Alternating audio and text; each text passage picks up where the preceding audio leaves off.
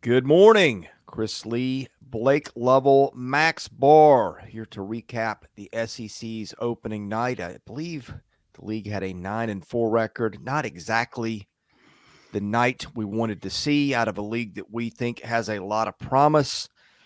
We will be taking your questions, your comments, all that. Leave a super chat. That helps us out. Let's get right into it, though. Blake, I'll start with you. What stood out to you from night one in the SEC? Well, I mean, the SEC stinks. Um, Knew what that else was do we coming. take away from night one other than the fact that the league is in big trouble? Of course, I don't think that. Was it disappointing to lose some of the games that the SEC lost? Of course, yes, absolutely. But I think best case scenario, if you look at this kind of the way things played out, you had you only had one true upset, right? I mean, that was North Florida beating South Carolina, which should not have happened. But the other games, let's not. I mean, these are games the SEC you're going to look back and say, hey, if we're going to be the league, if they're going to be, should right? We should be able to win these kind of games, but they didn't on opening night. And so the good news is it's a 30-something game season, and quite honestly, if you'd have told me that Texas was going to, I'm already seeing some comments here. I'm going to have to bite my tongue already. If you'd have told me that Texas was going to lose to Ohio State without Tramon Mark, guess what, Max Barr? I'd have said, okay, you're probably right because they don't have their best or second best player on the floor. So I wasn't stunned by that one. I was stunned by the South Carolina result. I will say that. Missouri, I mean, look, we all know I'm the resident Missouri hype man. But as Max will tell you, I was a little stunned by the fact that everyone just seemed to think Missouri should be like a 5 to 10 point favorite on the road against Memphis. I don't know where that came from. Memphis is not a bad team. Did Missouri play bad? Absolutely. In the second half, they should not have lost that game. But I see way too many people, I think, going into that game and coming out of it saying, oh, this Memphis team just trash. Just trash. They're not trash. They got some talent on that roster. And then I'll save the best for last. We're getting the negatives out of the way first, folks, okay? We're getting the negatives out of the way first. Then we're going to get into the positives, all right? The Texas A&M Aggies, Max Oh, Barr's preseason number one team in the NBA, comes out, double-digit lead against UCF, oh, and it all goes south for the Aggies. oh. That's a great transition into letting Max give his thoughts on the evening. And again, we are leading with the negatives, and we'll get into the positives in a bit. So, Wasted no time, did the CBB gods. We are back, baby. We are back. I sent these guys a picture at like 7:15, 4 screens going on at one time.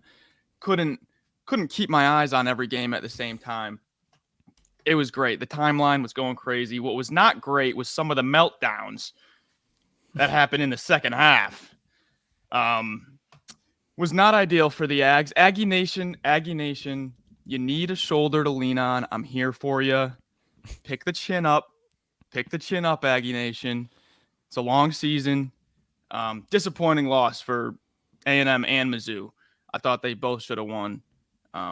But before we dive into game by game, there was a few close calls. Like we said, going in, there's going to be some big favorites that have some close calls. Obviously, one of them lost outright. And then there was some absolute domination. Kentucky, domination. Alabama, domination. Alabama doubled them up. I don't know if I've seen that. Doubled them up, lapped them. That was crazy. But yeah, the Aggies, not ideal. It's going to be rough without Mr. Zerk Phelps. It's going to be rough.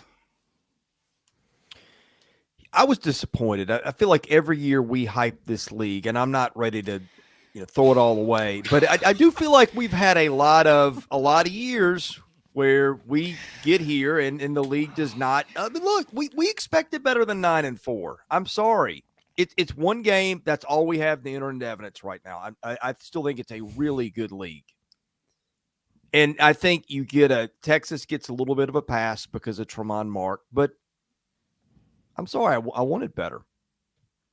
okay. Well, let me just add, okay, quickly. If you look at it from this standpoint, okay, I don't know what the line wound up being on Ohio State and Texas, Max.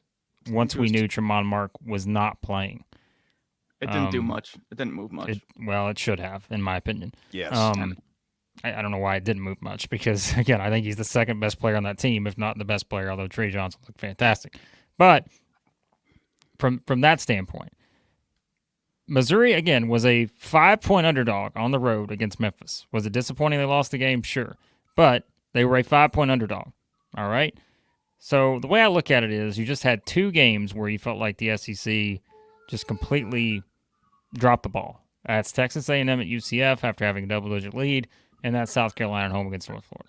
So is it that disappointing for the league to open up in that kind of scenario? Because last year, guess what? The same kind of stuff happened last year where you had some teams lose some absolute head-scratchers in the first week or 2 of the season, and those teams, a lot of those teams got better from what I remember. So everyone calm down. Like, it's okay. I think things will be fine.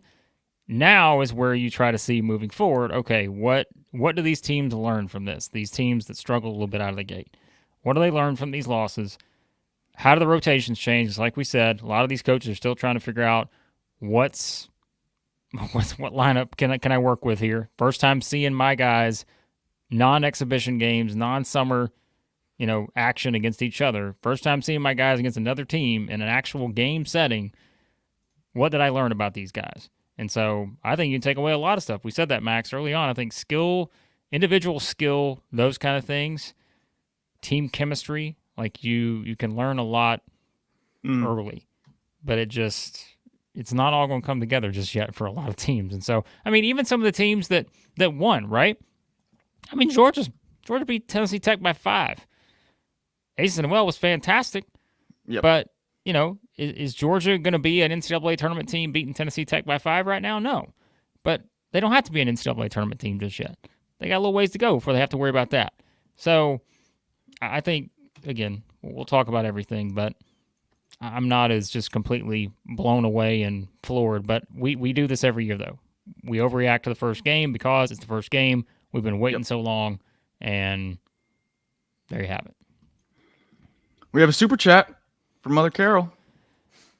All right, Mother Carol, super chat. Oh, well, that's unfortunate. $5 super chat. Mother Carol had to celebrate the Aggie loss. UCF, oldest son's alma mater there. So, well, listen, Mother Carol is a fan, as we know, of the Kentucky Wildcats, who we just completely disrespect here all the time here at Southeastern 16.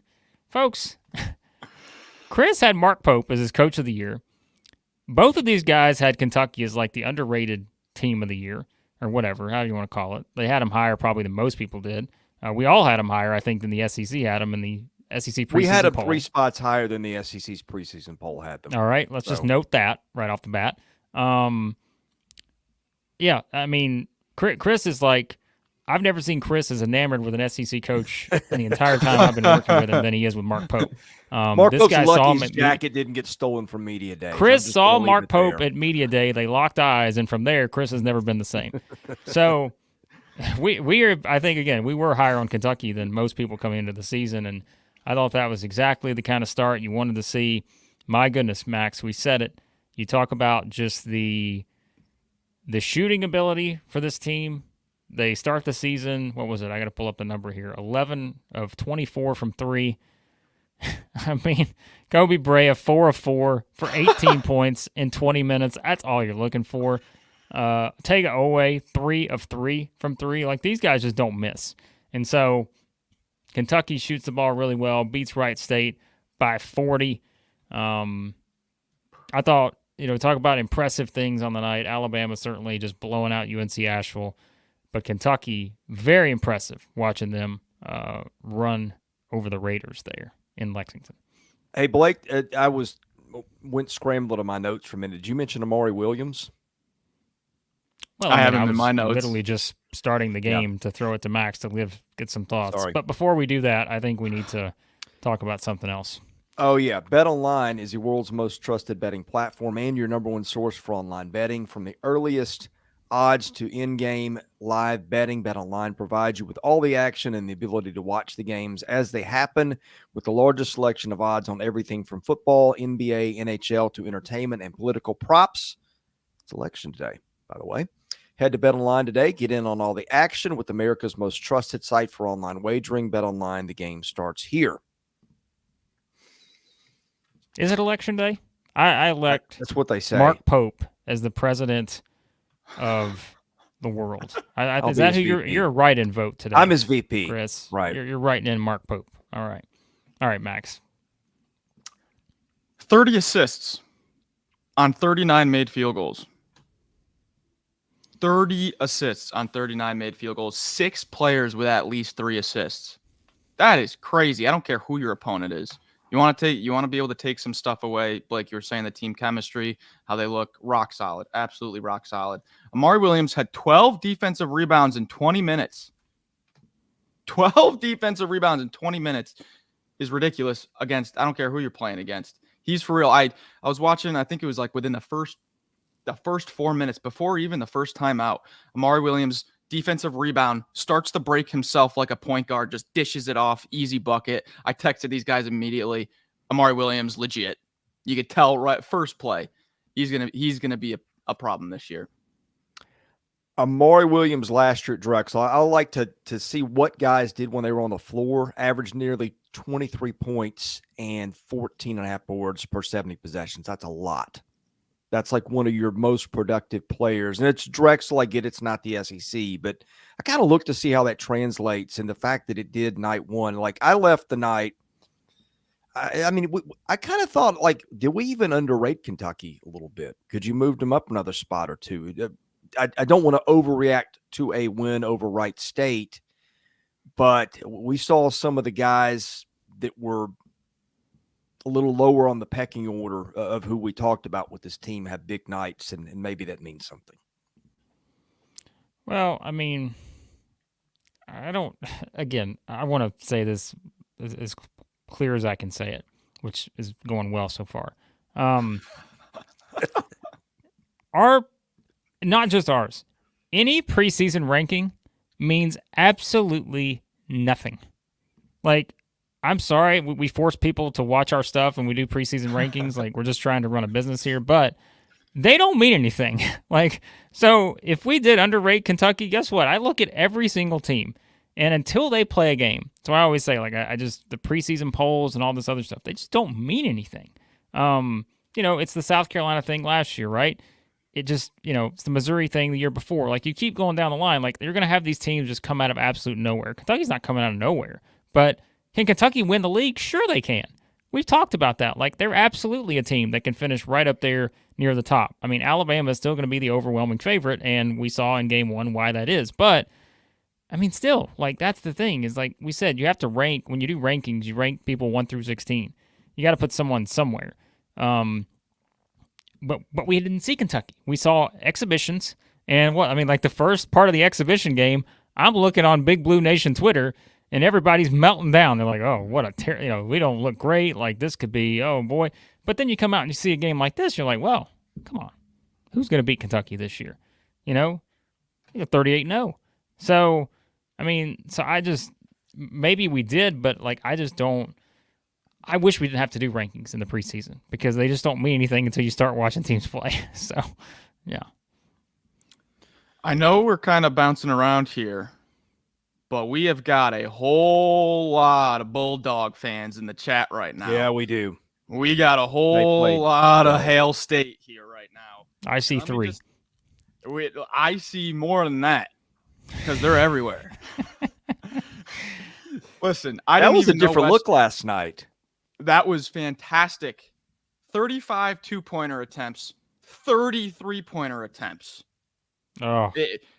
Mississippi State is on the television when they are playing basketball in the Max Barr studio apartment. Let me tell you that much right now. Claudell Harris, 6 of 10 from 3. Yeah. Wow. Hubbard hit 6 threes. Yeah, Hubbard hit 6 threes. He's slam jamming. Oh, excited about the Bulldogs. I thought you broke up with the Bulldogs because they shoot No. well. We see what's happening here, okay? All of a sudden, All of a sudden, Texas A&M loses game 1 to UCF. No, and Max looks over and he sees the shiny object that is Josh Hubbard 3-point attempts. And he's thinking, I'm back, baby. I'm back to Starkville, Mississippi. I'm just going on a little lunch date. All right, I'm feeling it out. I don't even know who you are anymore. It's like speed dating with Max Barr. That's gonna be a recurring segment. Like I like Max blondes. is like, No, wait, you know, I like brunettes. No, wait, I like redheads. I don't know what I like. I'm Max Barr. Wow. Just let me do my thing, guys. 14 of 30. Mississippi State from 3. Incredible. Chris Jans went lying. He said we're gonna, a little bit different this year. Yep. Hey, remember this team, as we talked about for multiple years now. Mississippi State currently 20th in the country in 3-point percentage after game 1. Remember, this is a team that finished 268th last year. We're the worst 3-point shooting team in the country 2 seasons ago. Things have changed there at the hump in Starkville. A new era. It's a new era. Yeah. So, all right. What else we want to talk about? We're going to bounce back and forth, guys. I promise you we'll mention every game at some point, but we may not spend a lot of time on certain games. But let's see. What about, how about Florida for a second? Because that was we said that was a kind of a game going into it. And I think, we look at like impressive performances on opening night. You're going to look at the games where teams just blew out the other team, which was Alabama, Kentucky, Ole Miss, Mississippi State, Vanderbilt, and Oklahoma. They all won just absolutely running away. I mean, Tennessee beat Gardner-Webb by 16, but I think the Vols were okay there. But like Florida, I texted you guys early. I'm like, a little concerned about that Florida defense a little bit. But I mean, this offensively, like these guys, Walter Clayton, our guy Max. I mean, he goes for 29. What was it, 29? Yeah, 29. 29 with ease. With ease. I mean, Florida. The thing is, like, they didn't shoot it great. They're 5 of 25 from 3. But I thought it was really good to kind of see the rotation for this team early because we were a little wondering about that a little bit. Our guy Tommy Hawk coming in, 30 minutes off the bench. So I think clearly, Richard Clayton, Elijah Martin, Alex Condon, Tommy Hawk seems to be kind of the, I think that's kind of your regular rotation. Then you've got Chinyelu there, Denzel Aberdeen, Sam Alexis played 13 minutes. So I like this group for Florida. And I think, again, just kind of seeing how the defense continues to progress and such, which, I mean, South Florida hit a lot of threes too. But I like this Florida team. And I think that was a really good sort of comeback win there because they were down, 13 in the first half? Yep. Yeah. So good comeback win, I thought, for the Gators. Will Richard, man. Will Richard is really good, and he doesn't get talked about a lot. And Elijah Martin, a lot of people are just going to look at the offensive numbers and be like, ooh, 0 of 6 from 3. But at the same time, 4 steals. 4 steals for Elijah Martin. That's what they brought him in. When we talked to Neil over the summer, he was like, he's going to be guarding. He's going to be guarding number 1 on the other team every game. And so he didn't have the offense, but the defense was there. So you see that can build on. This feels like a team that kind of already has the rotation set. Like I don't know how much change we're going to get, and I think that's a strength. Will Richard, most underrated. I love that. Love that. But Chris, I don't know how much we see change with this lineup. I think Florida's pretty set here. My concern with them was depth, and them playing 8 guys in a game that was contested a lot of the night is a little concerning. And again, it's not just that. It's like, what happens if you get a key guy hurt? Then that's when it really starts to hurt you. But I thought Elijah Martin was great. I mean, him, Richard, and Clayton playing like that last night is good enough to win them a lot of games either way. But I did have that concern, I think, validated a little bit by the fact they only played 8 guys. Yeah, Florida's got an interesting schedule because they should get off to a pretty good start here. They got that road game at Florida State, which is always, you just never know. But then they get those games. Like, they still got Virginia, which is, I mean, that's a weird deal because Tony Bennett retired. They've got a couple of those neutral site games. I think those are mini tournaments, classics, whatever they are. They got the game against North Carolina. That's December 17th. That's in Charlotte. So, they've got some pretty good meat on the bone, I think, in this non-conference schedule. And I think this is a win, like we said. It's just, what do you say about kind of the USF situation? But that's a good team. And so, I think it's very important for Florida because we talked about conference schedules too. Like Florida opens at Kentucky, home against Tennessee, at Arkansas. That's a tough 3-game stretch to start conference play. So, I think Florida's got a pretty manageable SEC schedule with the way it shakes out in terms of like the home and away dynamic.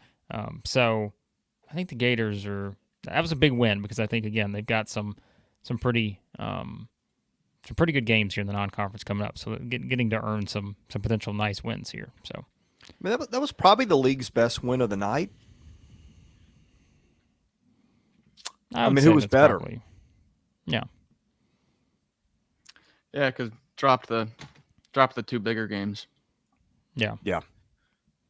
Which, in defense of the league, the 2 road losses in the Ohio State one was neutral without Tramon Mark playing. So, I mean, it's not a disaster. I don't mean to. It just was. I wanted more. I thought maybe there'd be one more in there that they didn't get, but lot of ball to go. If South Carolina beats North Florida, does that make a difference? A little bit. I mean, were you guys watching that game? I had to find a live stream of it, and it was like 2-3 minutes left, and North Florida was down by 2. They bank in a 3 at the end of the shot clock to go up 1 on a prayer, and then immediately get a steal and get a layup, and in like a matter of like 30 seconds. North Florida's up by 3 points with like a minute 30 left, and the place is just silent. And it was like, yeah, what just happened? Because it was always close, but it would be like it'd get down to 2, and it'd get stretched back out and get down to like 3, and then this bank in 3, and then turnover happens. It's like, oh my gosh, North Florida's gonna win, and it just happened so quick. I looked away for 1 second, come back, and they're up by 3. That's the thing is. This is just like the NCAA tournament in game ones, in my opinion. Like, the longer you let a team hang around, like in this kind of game, the worse it's going to be for you. Like, you're going to put yourself in those positions where that team feels like this is their Super Bowl, because it's a bye game. You're on the road. You're 16, 17-point underdogs, whatever. They got nothing to lose. And so when you let a team like that just hang around, you just put yourself in that position. But, I mean, look, we said, too, with South Carolina, I mean, why did we not pick them in the top 5 after them just completely exceeding expectations last year, right? Why did we not? It was because we saw some things where we're like, it's different than it was last year. We completely blew it last year in terms of, like, seeing the potential for that team because we did not put together the experience, all those things. But, like, this year, they're built a little bit differently. And so if you're trying to make that same argument for them, it was easy. We put it on the confidence in Father Lamont Paris, but that was kind of a performance that probably was not all that shocking, but just because we were like, we can see some potential issues with this team in terms of how different they are from last year's team. So. Well, last year they had a very specific identity and a very specific way they played, and it bothered people. And at the center of that was Talon Cooper, who's no longer there. BJ Mack was a part of it too. I mean, I think I pointed out before the season, the reason I wasn't as high on them, the roster coming into this season played about 3,000 fewer minutes than the one last year coming into the season, and that's not inconsequential. Yeah, I don't want it's a long season, and Lamont Paris is a great coach, but giving up 15 offensive boards to North Florida, getting out rebounded by 6, that's something's got that's definitely a red flag for me. And then you look at the minutes in that game also. Just you don't get a lot of minutes from guys taller than 6'8". Verdonk gets in there for a little bit, but real thin in that front court. I think they're going to have some tough SEC games against some of the big men in this league. By the way, I want to give you guys a chance to maybe bring up a game we haven't talked about yet. Each of you, I'll give you a minute to think about that and remind you about Future Fans. I've been telling you a lot about them lately. The way Future Fans helps little kids become big sports fans by understanding football. And by the way, they do this for some other sports too. It's not just football, but it's so cool. If you have ever tried to explain football to a little kid, and God help you if you have tried that, you know how hard it is. The dads who invented Future Fans have figured it out for the rest of us. Thank God. I wish I'd had this when my son was 4 or 5. It is the easy button for getting your kid to watch the game with you on Saturday. Not just boys either. I've heard stories of fathers who've gotten their girls interested in football, begging them, hey, Dad, come watch the Super Bowl with me. Those kind of things. Give Future Fans a week or two. Your kid will be asking you to watch football with them. This kit is so well put together. It's $50 retail. You can get $5 off that with the promo code SEC. I can't believe it's this cheap for all that you get for it. You get books, you get games, all those things. Go to futurefans.com right now. Use the code SEC. We thank those who help our channel. We thank Sam Smith. So promo code Sam Smith at Future right. Fans. Special discounts with Sam's name in there. All right, you said, Chris, a couple games that we've not talked about. And like I said, we will probably do rapid fire on some of the remaining games here in just a bit. Tennessee's an interesting one because Hunter Johnson, if he's still in the chat, can attest to my comment to him on the Alabama Crimson Tide pregame show before Alabama's dominant victory over UNC Asheville. I don't know if there's a connection there, perhaps. But I did say to him, I said the two teams in the SEC that I am not as high on as other teams or other people was Texas A&M and Tennessee, because I said I had some minor concerns with both. Tennessee didn't start off, I think, in terms of like the offensive things early on. You're looking at it, and I'm like, okay, this may not have been exactly what I wanted to see. But they figured it out. They win 80-64 here. You know, they shoot 35% from three, which, remember, in the SEC, that's not bad. They wound up getting, I think, some better shots, got some easier looks, those kind of things. Chaz Lanier with 18 to lead the way. Jordan Gainey with 16 off the bench. I don't think we probably talked about Jordan Gainey enough this offseason. Like, if they're going to need an offensive boost, he's going to have to be someone that gives them that every night, I think, because when you just look at elsewhere, some of the offensive production, Akpara, I think, is definitely your defensive guy. Don't know that he's going to be contributing 10 points a night. Milicic starts off 8 points, 17 minutes, didn't play a ton, all things considered. But again, this was kind of a game where you never really felt like Tennessee was going to lose. Ziegler didn't shoot it well. But I think this is going to be interesting with them because the defense is going to be there. Like, we know that. And I just think offensively each night, I want to see how this plays out because, again, Lanier, I think, has got to be a scorer every single night for them. Like I said, I almost feel like Jordan Gainey, even if he's playing 20-something minutes off the bench, I think he's got to hit close to double digits every night because I think you want Ziegler facilitating as much as possible to where he's not having to put all the pressure on himself to make shots every time down the floor. So I don't know that I take a ton away from this game, but at least that's something I think that is notable with Tennessee moving forward. I want to see how the scoring kind of shook out here in game one. Yeah, and we got a kind of a tough situation with Darlin Stone Dubar. Came out this morning that he's been dealing with some pretty tough personal matters and not even sure if he's going to play this year.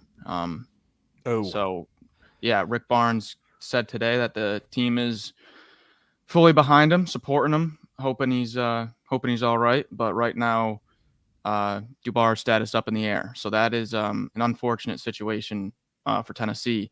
But speaking about that kind of 4 spot for Tennessee, Cade Phillips actually played 3 more minutes than Milicic. And Barnes said in the offseason that Cade Phillips had a great offseason because it was just him and Akpara, just going at it the whole summer. So we might see a bit more Cade Phillips than we think. I know it was a little bit of garbage time with the lead, but a little bit of an interesting development there without Dubar. Yeah, Akpara had 4 fouls too. I don't know when they came, but that probably had a factor in what happened too. Did Dubar? He played like 2 or 3 minutes in their last exhibition, didn't he? Or am I dreaming that? No, I don't think so. Okay, so yeah, that's not what you want to hear. I mean, they've got enough guards to get by. They can still manage, but again, it's like we talked about Florida earlier. When you start getting to that point where you lose a guy, it's not just that. It's what happens when you lose one more. So that's a concern. Well, keep in mind, too, Tennessee plays at Louisville on Saturday. Yep. I mean, that's an interesting game for Tennessee because Louisville is not your Louisville the past several years. I mean, that'll take a lot away from a 93-45 win over Morehead State, but I think Pat Kelsey is going to get some things figured out there pretty quickly. And so I think that's a big game for this Tennessee team because I think that's one where I think they need a win like that, which Ken Palm has that as a 1-point game right now, by the way. So I think that's worth noting. And someone did ask earlier, I think I started the comment here. Why can't I find it? Someone asked earlier if we were going to do an Auburn-Houston prediction video. Yes, so as we keep telling you guys, we're going to do prediction videos, preview videos for the bigger games. So we'll have one for Tennessee, Louisville this week, Auburn, Houston, Arkansas, Baylor. I think those are the only 3 we're doing this week, just based on like the high-profile type games. So yes, we will have videos on those games individually coming up later in the week. So, guys, there's one ranked team we've not talked about last night in the SEC. That's Ole Miss. I don't know what to take away from 90-60 over Long Island, but anything catch your eyes there? I'll be honest. I didn't catch this game. I was box score watching on this one while the others were on. I couldn't find a stream for it. But Juju Murray, from the looks of it, had a fantastic game. And that's. I thought he was going to kind of take a back seat to Padula. So, I mean, if Juju Murray's even better this year, that's just another angle to this dynamic backcourt. They're super deep. That's the most he'd scored since I think their last non-conference game of last year. So he didn't score 24 in any of their SEC games, for whatever that's worth. Yeah, I just these are the ones where, just like we talk about the Missouri-Memphis games, the Texas-Ohio State games like that, where like, do we go so far in one direction with this? I mean, these are the kind of games. This one, to me, Vanderbilt, Maryland, Eastern Shore, I think you just look at the players, like, because I we cannot just completely overreact when you're looking at some of these teams that, you know, Maryland, Eastern Shore is 363 out of 364 in Ken Palm. Vanderbilt beat them by 40. You know, that's great, but I know they're going to play a lot more tougher competition. So give me the skill. What did I see from, like, you know, McLaughlin and Carey and these kind of guys? I'll ride with that moving forward before I go all in on Vanderbilt as a team just yet.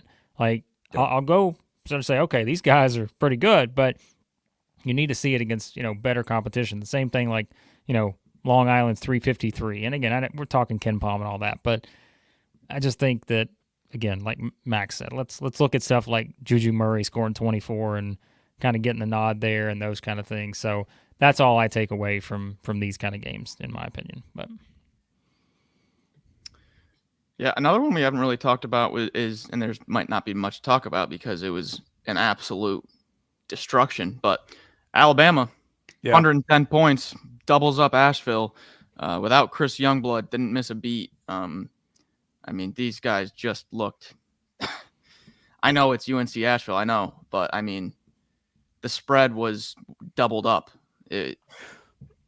Monstrous. I'll tell you what caught my eye there is the depth. They had 7 guys go double figures last night. We learned that Houston Millette's going to redshirt, who played almost 1,000 minutes at Pepperdine a year ago. Youngblood didn't play, as you said.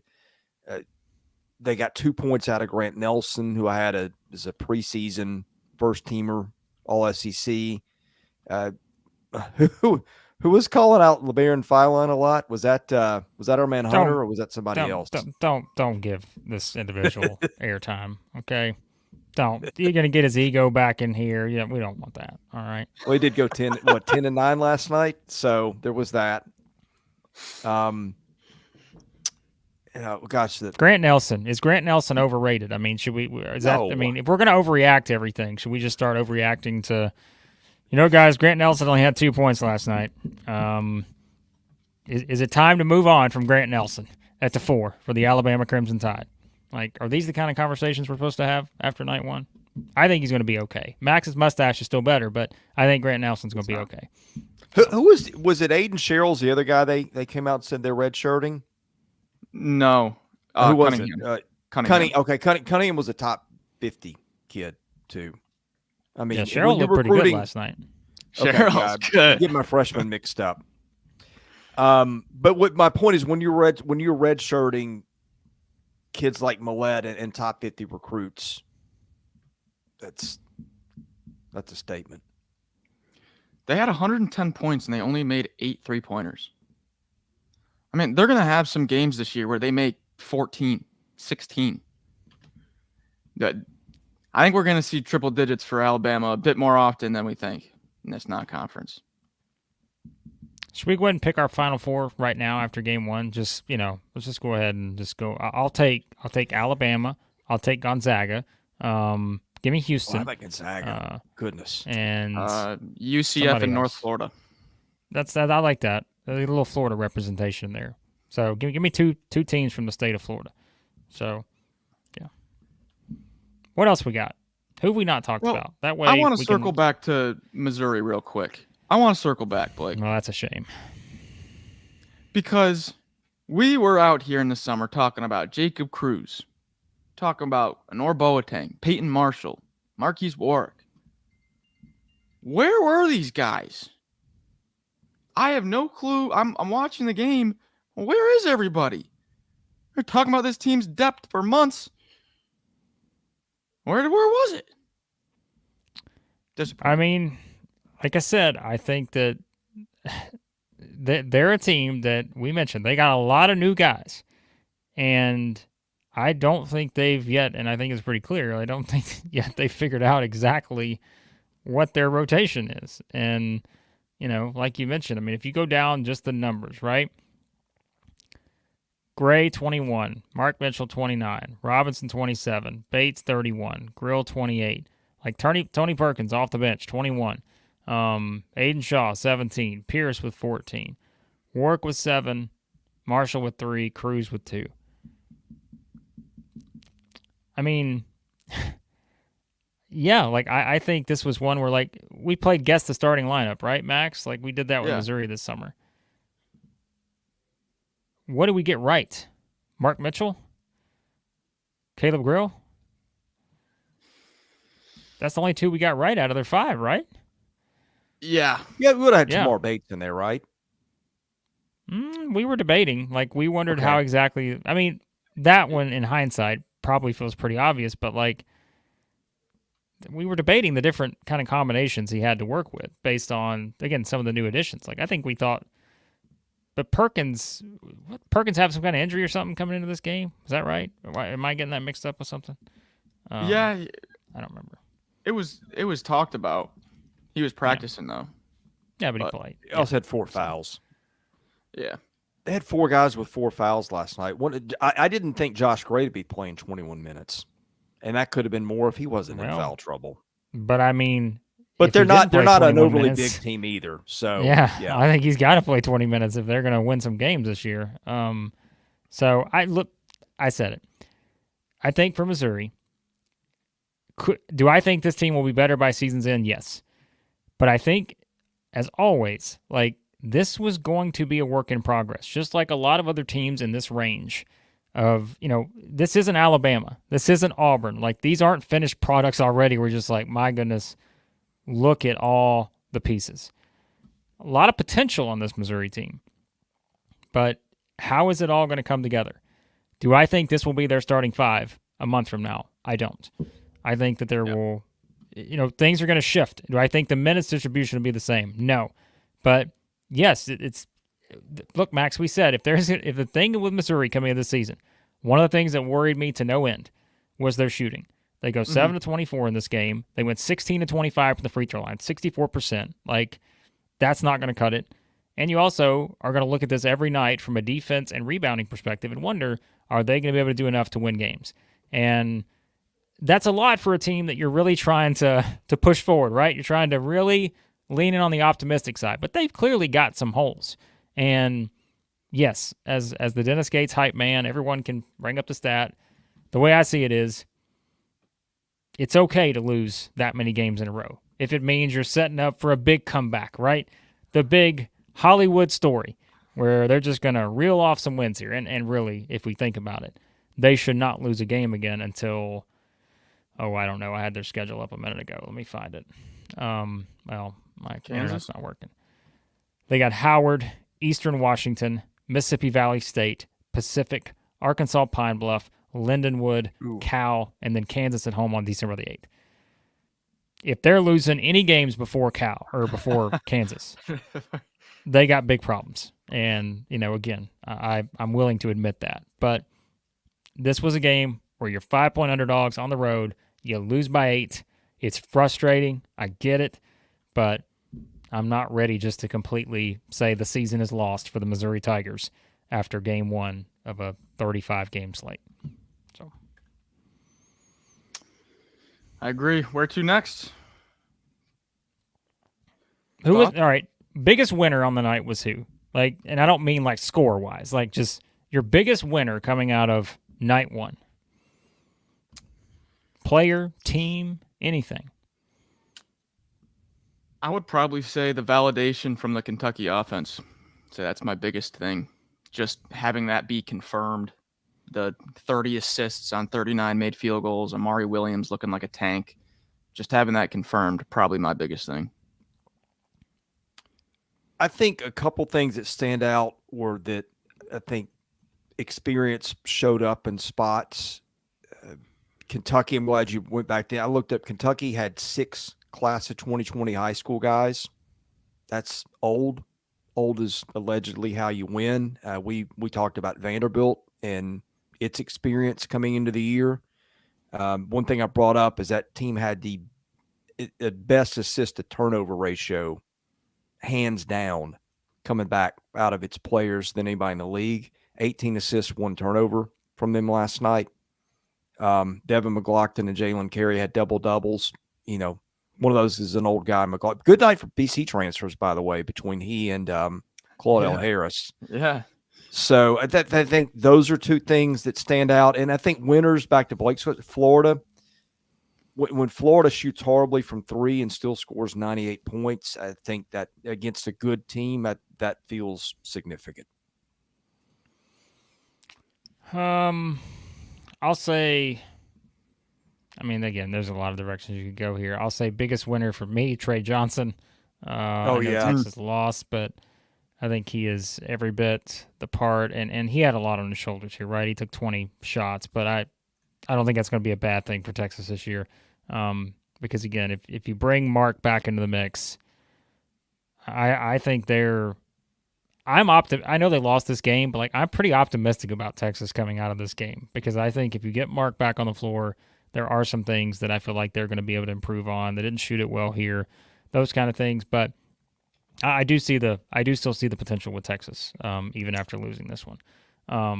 So I'll go with Trey Johnson, and I'll say, I think Kentucky too has to be in there just in terms of how they played. I feel like your confidence has never been higher on Kentucky in terms of what your initial projections were of this team. I don't know how you come out of this with anything other than looking at them as a legitimately well-built roster that can compete for an SEC title. I think that's where we're at with Kentucky. And we mentioned earlier, if we ranked them lower, if people didn't rank them high enough, whatever. It doesn't mean anything now. We're actually playing games. So now I think you reset your expectations a little bit, and it does look like a roster that is equipped to do just that. And look, Alabama's another obvious one.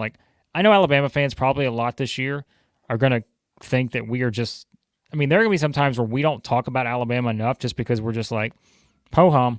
Alabama's just fantastic. Yeah. They're just going out and just destroying people. what do you know? Like, there's really not anything to talk about other than just like, yeah, we knew that was coming. So I don't want Alabama fans to get frustrated with us, but it's just like, I've said it many times. I think they're the best team in the country when they're at full strength. They're not at full strength yet, but I think when they get there, I think they're the best team in college basketball. And I think that means they're the best team in the SEC, and it's going to take someone this year. I mean, you're looking ahead. Alabama will lose some games somewhere, but my goodness, this team is just an absolute, I don't even know what the best word is to describe them. Like, they're going to be fantastic. So there you go. There's some of my biggest winners, which I feel like we can easily transition now into. Wait, don't transition yet. I got to back you up, Blake. Oh, I just okay. checked. Well, there's no need to transition. Then. Let's stay here forever. Give me, all right. Give me one thing. Guess who? I know it's only been one game, but Ken Pom does his player of the year ratings based on game by game performance. And if you stop the count on Tuesday the 5th, after one game, Trey Johnson has the best rating in the nation. Where's Asa Newell? I don't know. I'm just looking at the top 10 right now. Okay. But Trey Johnson, he had a better game than Flag, Derek Queen, Yaxel Lindeborg, and the best performance from night one, Trey Johnson. Well, I think, Max, you mentioned Newell earlier. You look at the box score. He led Georgia. Well, I'm sorry. He didn't lead Georgia in minutes. He was close. Tyron Lawrence had 34. He had 32. Had 22 shots. Nobody else on the team had more than 10. Pulled 11 boards. That led the team. 3 blocks. That led them in scoring with 26 points. So 26 they had kind of free throws. They kind of had an underwhelming night. A 5-point win over Tennessee Tech, but that was kind of loud. Yeah, they were 4 of 18 from 3, which was tough. Again, we're going to forget to mention some of the biggest winners. Like, you could go so many different directions. The easy answer is take the teams who won by the most points and call them the biggest winners. But and the players who scored the most points. Let's also let's add that in there. But I don't want to call them the biggest losers. We'll let the chat use that direction if they want. But most concerning, and I think there's an obvious choice here. Like, South Carolina to me is very clear number one. You can't lose that game at home to North Florida. But if we go beyond South Carolina, things you're most concerned about, or maybe you're changing everything you thought going into the season, maybe you're like, I'm a little bit more concerned now moving forward about certain things, because, again, I think it's easy just to pick the teams who lost, but anything else in that category, I guess, if you want to phrase it that way. I hate to single out a player, but the numbers are just stark. Hayden Hefner, since the start of SEC play last year, is 8 for 50 from 3. And now, if he was in a solo Washington role, or Jace Carter role, where he's just mucking it up, doing a little bit of everything, rebounding, defense, and everything, but Hefner is there to shoot. And this guy is on a long run of 8 of 50 from 3. Brutal. Yeah, they need Phelps bad. They need Phelps bad, very bad, because without him, it just becomes does Wade Taylor have a game? And that's a high what's the word? Variance. High variance there. You might get a 40 bomb from Wade Taylor. You might get 1 for 17. So they need Phelps. Well, he was 4 of 15 last night. I mean, it's more of the same. Like when A&M went through that spell in January and February, whenever it was last year, where like, are they even an NCAA tournament team? That was, on the bad nights, that's kind of what you were getting. Who was the guy that we circled that we thought, hey, this is just what they need? CJ Wilcher, 11 minutes last night. I just didn't see what I wanted out of A&M. Is it a disastrous loss at UCF? No.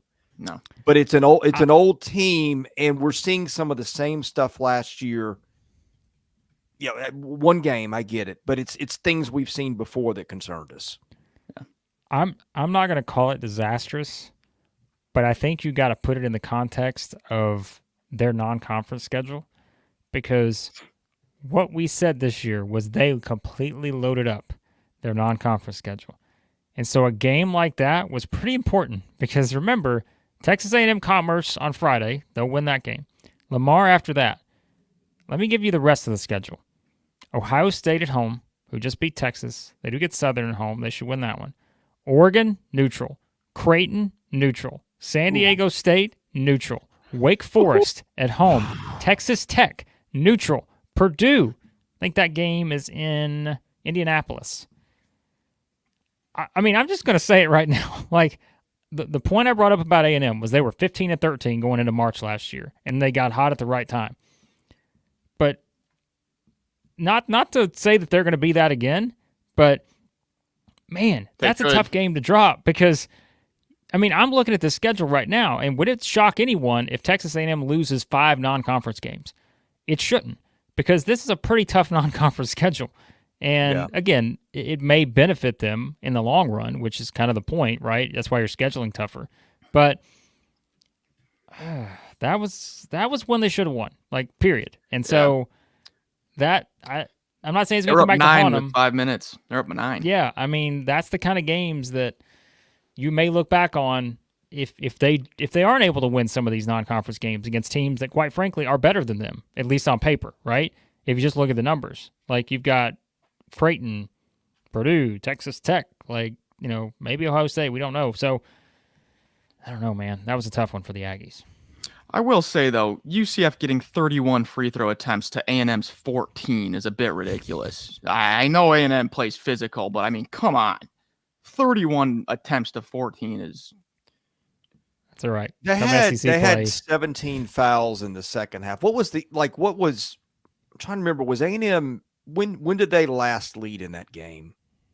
They were up by 9 with 4:52 left, and then had a meltdown for the ages, and I cried myself to sleep. That's what happened.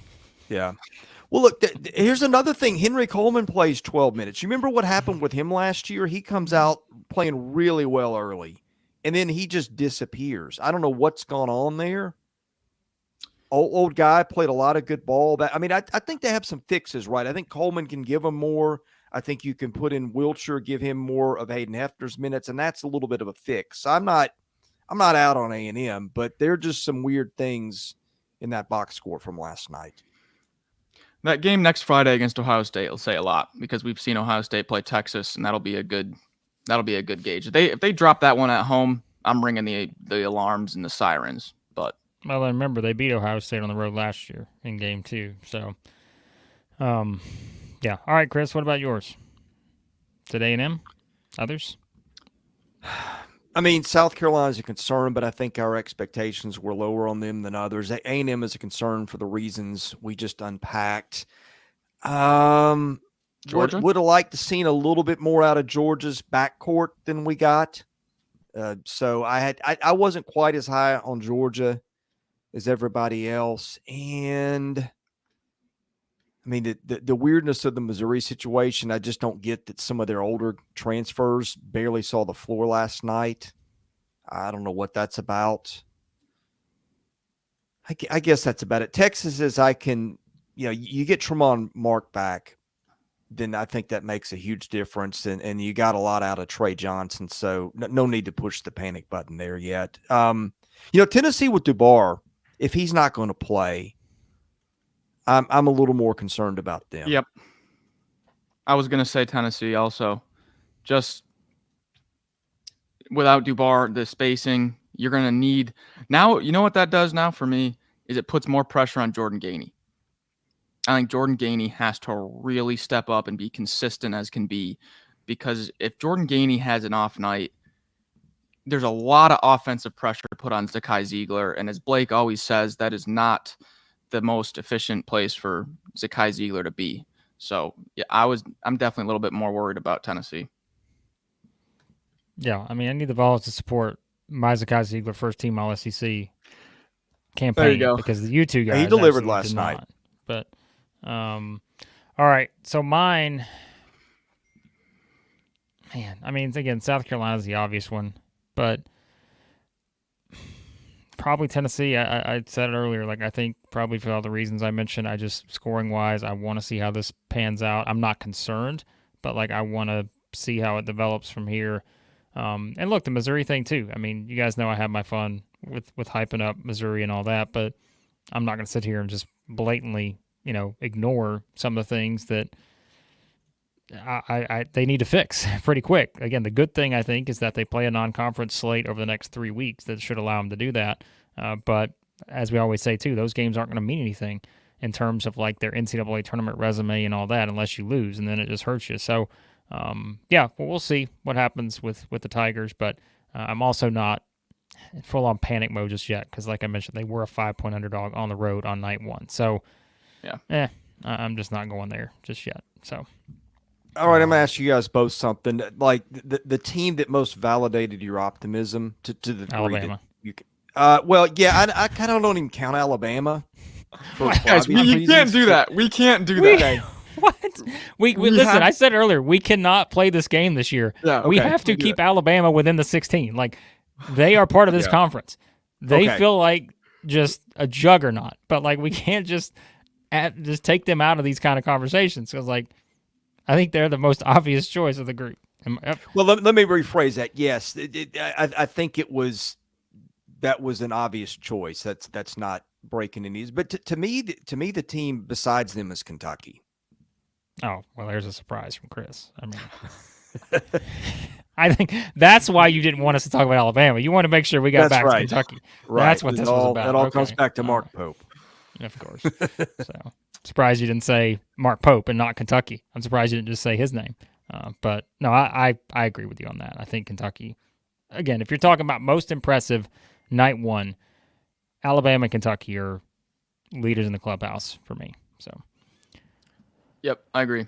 Alabama for me. And I was watching all the other games, and I'm like, you know what? Let me throw on the Alabama game. I know they're probably going to be winning by a lot, but let me just throw it on and see if I can get some good action. They're up by like 37. I'm like, I couldn't even get these guys. Hey, keep in mind Asheville last year, if you remember. Now the expectations aren't as high because they don't have why can't I think of Drew Pemper.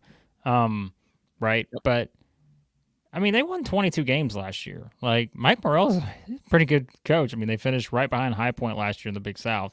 Again, I think they're probably picked somewhere in the middle this year just because they don't have their star. But still, I mean, anytime you just go out and just steamroll a team on night one by that many points, I mean, my goodness. So, and don't even have Chris Youngblood. They don't have our guy on the floor yet, and they're still out here doing these things. So they out-rebounded Asheville by 26 rebounds. Yeah. They had 41 defensive rebounds. Hey, they play Arkansas State on Friday. Remember, it's the battle of, Brian Hodgson leading the. What are they? We got some good games on Wednesday. Hey, Alabama's schedule from here on out. All right, Arkansas State on Friday. That's a sneaky good game because Brian Hodgson's there. McNeese next Monday. So the Fighting Will Wades come in a little angry after that loss to South Dakota yesterday. South Dakota State, one of the two. Sorry to the South Dakotans. South Dakotans. They're at Purdue next Friday, Illinois, Houston, Rutgers, Notre Dame, North Carolina, Creighton. This is just ridiculous, this schedule. My goodness, Nate Oates. You just absolute madman. Unbelievable, this schedule that the Tide have put together. So Wednesday we have a little bit of a close one there, maybe for Auburn fighting Catamounts there. Yeah. Who beat UAB? No, Lipscomb beat Duquesne last night. They beat UAB last night. Okay. Yeah. So two UAB teams is that pulled upsets coming up. UAB is a solid team. Yaxel Lendeborg is one of the best players in the nation. For UAB, Vermont is not bad at all. They've been good for a while. That's a tough game one. To face Vermont and the way they play. So I'm excited for that one.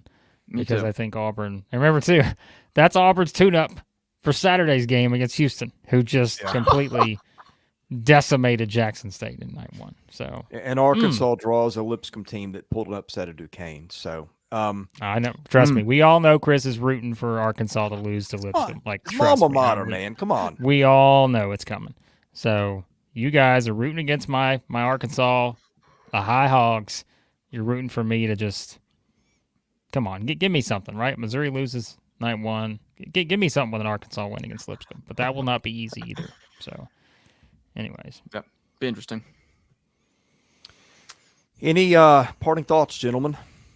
No, as we said earlier, we will have prediction videos this season just to kind of go ahead and give you guys an update. Like, we're going to do a lot more live streams for the reaction. We will not do it after every game slate, at least in the non-conference. We will once conference play starts. Non-conference, like, there will be some nights where you have 1-2 games, something like that.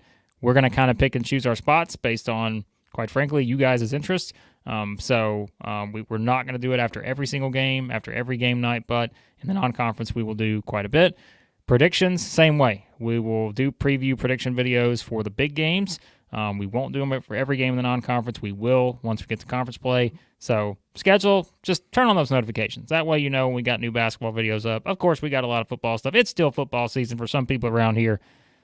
But for some of you, you've already turned the page to basketball, as you should, here and supporting us at Southeastern 16.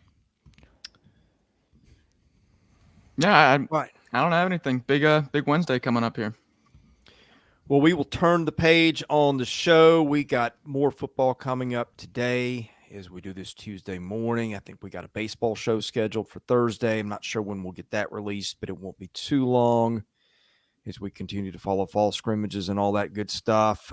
May do a playoff reaction video tonight as it's released, depending on my schedule. I drew airport pickup for a neighbor.